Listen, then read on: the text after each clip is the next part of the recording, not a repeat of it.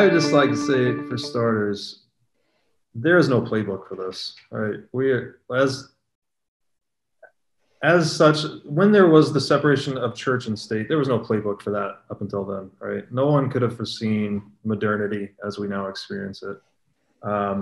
So, I guess that's a disclaimer. Do your own homework, do your own research. But I do like to point people on this topic to the book that we've all probably read, and I've mentioned it 1,000 times, but The Sovereign Individual, written in 1997, dual authored, basically predicted the rise of social media.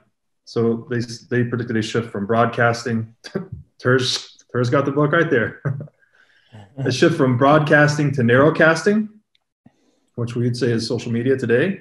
They predicted anonymous digital cash being disruptive to the nation state model. And they compared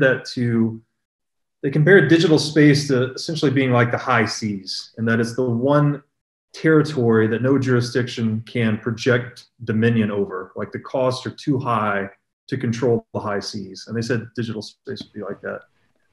It also predicted, which we haven't seen as much yet, but the digitization of all property rights and securities, and as we understand it today. So I think Bitcoin really is the biggest piece to all of that, but you will see distributed, cryptographically empowered software eat all the functions of government over time. Everything that it can eat, it will eat.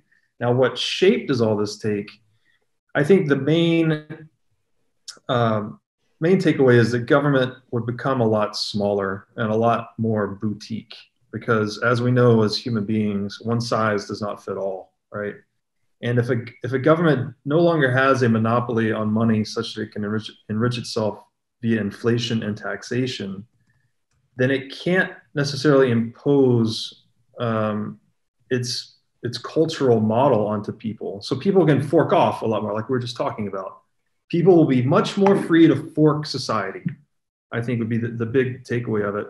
And again, it gets strange here because people are like, what do you mean? I'm American. Like some people have American exceptionalism, which I think is total bullshit, by the way. If you have that, you really need to check yourself. But I understand national pride. Like there's history there. We should identify with that. But I think the closer you look at it, there's this, I forget the name of the poet, but he said the oldest lie is that it is glorious to die for your country.